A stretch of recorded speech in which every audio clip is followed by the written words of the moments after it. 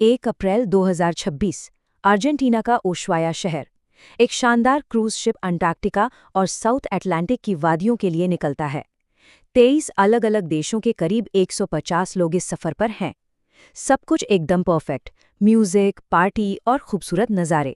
लेकिन किसी को रत्ती भर भी अंदाजा नहीं था कि समंदर के बीचों बीच ये शानदार ट्रिप बहुत जल्द एक खौफनाक सपने में बदलने वाली है। एक ऐसा रहस्यमयी खतरा जो चुपचाप इस जहाज पर सवार हो चुका था और अब अपना शिकार ढूंढ रहा था। सफर शुरू हुए मुश्किल से 10 दिन ही बीते थे कि हालात बेकाबू होने लगे। 11 अप्रैल को एक 70 साल के डच पैसेंजर को तेज बुखार आता है, सांस उखड़ने लगती है और देखते ही देखते जहाज पर ही उसकी मौत हो जाती है, बिल्कुल रहस्यमयी तरीके से। और ये तो बस एक भयानक शुरुआत थी। इसके बाद उस शख्स की पत्नी शव के साथ एक आइलैंड पर उतरती है, लेकिन 26 अप्रैल को साउथ अफ्रीका के एक एयरपोर्ट पर अचानक गिरती है और उसकी भी जान चली जाती है। जहाज पर बाकी लोग भी बुरी तरह बीमार पड़ने लगते हैं। दहशत का आलम यह था कि 2 मई को विश्व स्वास्थ्य संगठन यानी WHO को इमरजेंसी कॉल लगानी पड़ती है। जब WHO की जांच रिपोर्ट सामने आई तो सचमुच पूरी दुनिया सन्न रह गई। ये कोई आम फ्लू या जाना पहचाना वायरस नहीं था, ये था हंता वायरस।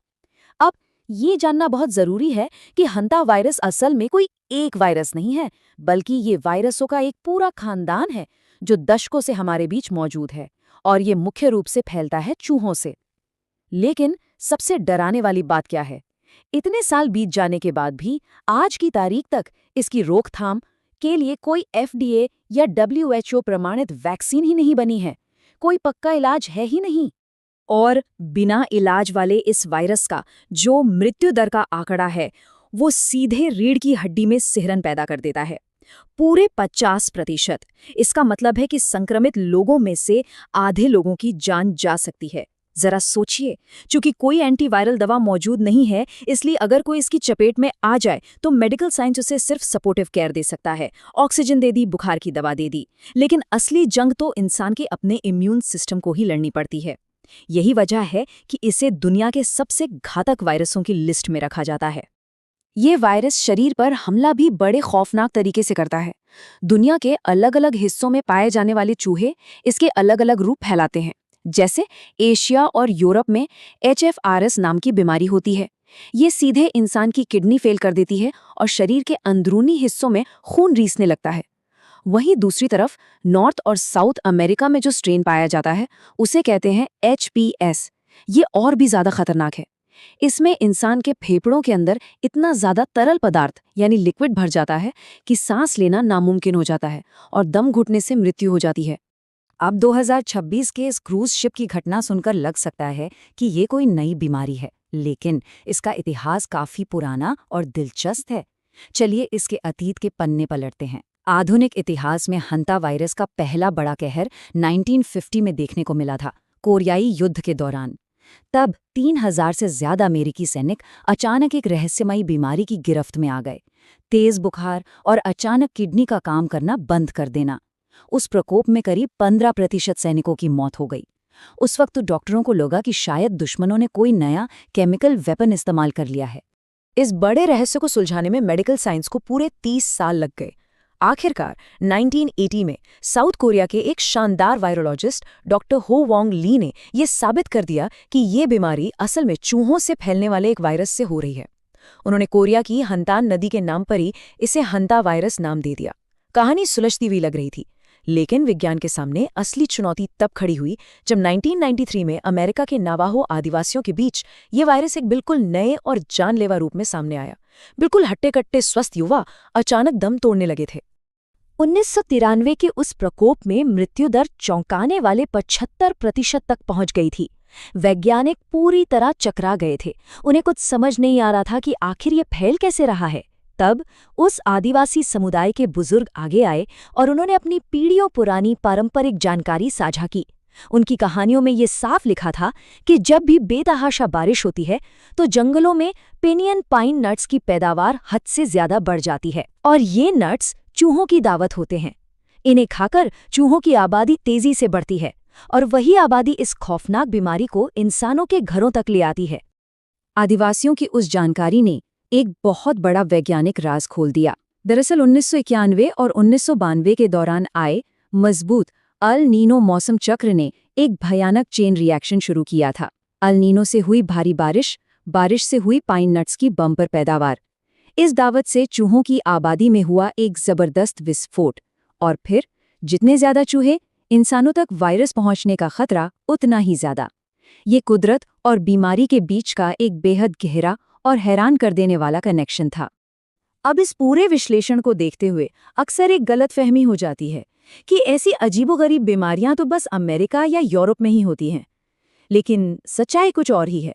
2005 से 2008 के बीच भारत के तमिलनाडु के वेल्लोर में एक बहुत ही अहम मल्टी इंस्टीट्यूशनल स्टडी हुई थी, और उस स्टडी ने ये साबित कर दिया कि ये साइलेंट किलर यानी खामोश हत्यारा भारत में भी पूरी तरह मौजूद है।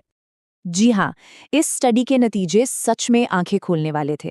तमिलनाडु में क्रॉनिक किडनी डिजीज के मरीजों में हंता वायरस के 28 पक्के केस मिले, और जो लोग गोदामों में काम करते थे या फिर इरुला जनजाति के लोग जिनका चूहों से ज्यादा सामना होता है, उनमें तो संक्रमण काफी ज्यादा था। लेकिन बात यहीं खत्म नहीं होती। सबसे ज्यादा हैरान करने वाला डेटा ये था कि जब आम जनता का टेस्ट हुआ तो उनमें से भी करीब 4% लोगों के खून में हंता वायरस की एंटीबॉडीज पाई गईं। इसका सीधा मतलब है कि भारत में भी ये वायरस लोगों को अपना शिकार बना रहा है, और कई बार तो इसकी भनक तक नहीं लगती। सालों साल दुनिया भर के वैज्ञानिकों को पूरा यकीन था कि हंता वायरस सिर्फ चूहों से इंसानों में आता है, इंसान से इंसान में नहीं फैल सकता। वे इसी भरोसे में थे। लेकिन 1996 में दक्षिणी अर्जेंटीना में एक ऐसा प्रकोप हुआ जिसने इस पूरी वैज्ञानिक धारणा के परखच्चे उड़ा दिए। वहां जिस वायरस ने कहर बरपाया वो कोई आम हंता वायरस नहीं था, वो था एंडीज वायरस स्ट्रेन, एक ऐसा नाम जिसने वायरोलॉजिस्ट की नींदें उड़ा दी। और यही बात इस पूरे एक्सप्लेनर का सबसे डरावना पहलू है।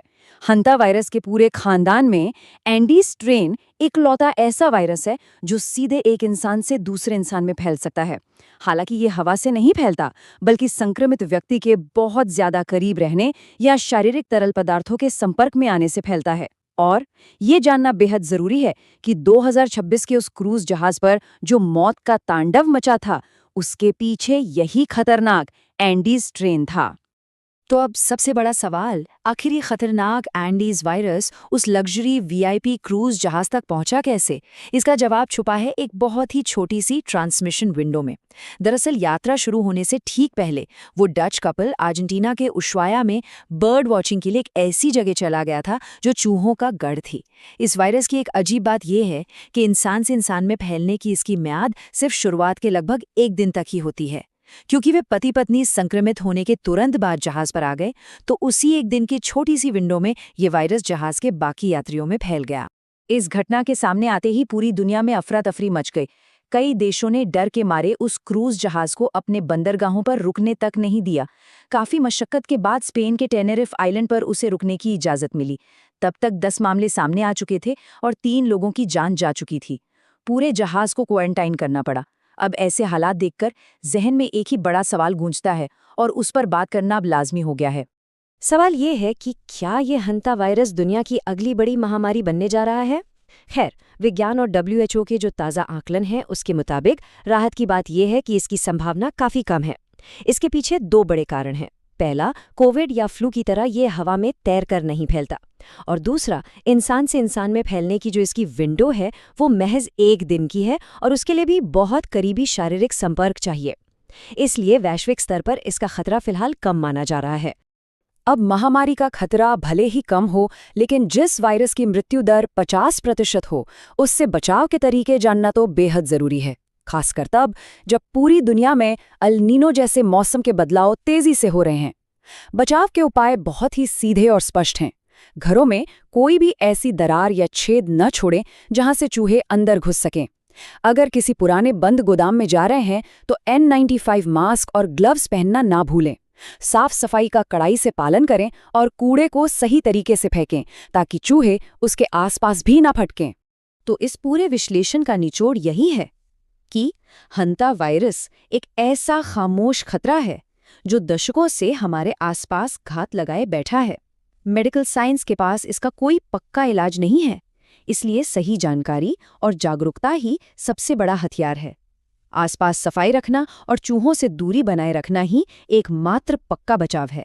लेकिन एक सवाल जो हमेशा बना रहेगा, जैसे जैसे जलवायु परिवर्तन और अल्नीनो जैसी घटनाएं बढ़ रही हैं, क्या हम इंसान प्रकृति की इन खामोश चेतावनियों को समय रहते समझ पाएंगे? या फिर अगला क्रूज शिप हमारा अपना शहर होगा?